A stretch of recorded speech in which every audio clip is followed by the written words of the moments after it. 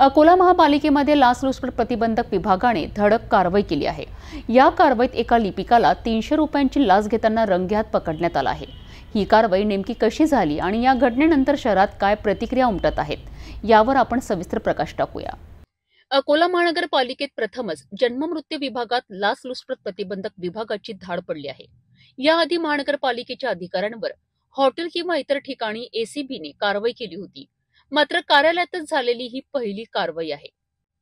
सकाळी जन्ममृत्यू नोंदणी विभागातील लिपिक रवी अवथणकर याला 300 रुपयांची लाच घेताना लाचलुचपत प्रतिबंधक विभागाने रंगेहात अटक केली आहे।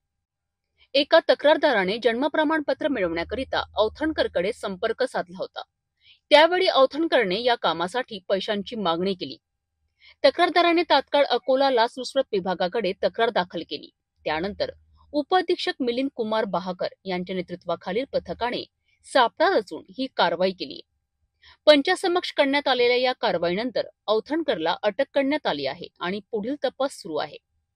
या घटनेमुळे संपूर्ण महापालिकेत खळबळ उडाली आहे आणि नागरिकांमध्ये प्रचंड संताप व्यक्त होत आहे। भ्रष्टाचाराला आळा घालण्याकरिता कठोर पावले उचलण्याची मागणी जोर धरत आहे। एसीबीच्या या धाडसी कारवाईमुळे महापालिकेत सुरू असलेल्या भ्रष्टाचाराचे जाळे पुन्हा एकदा उघड झाले आहे। 300 रुपयांसारख्या लहान रकमेसाठी लाच घेणारा अधिकारी पकडला गेल्याने प्रशासनावर प्रश्नचिन्ह निर्माण झाले आहेत।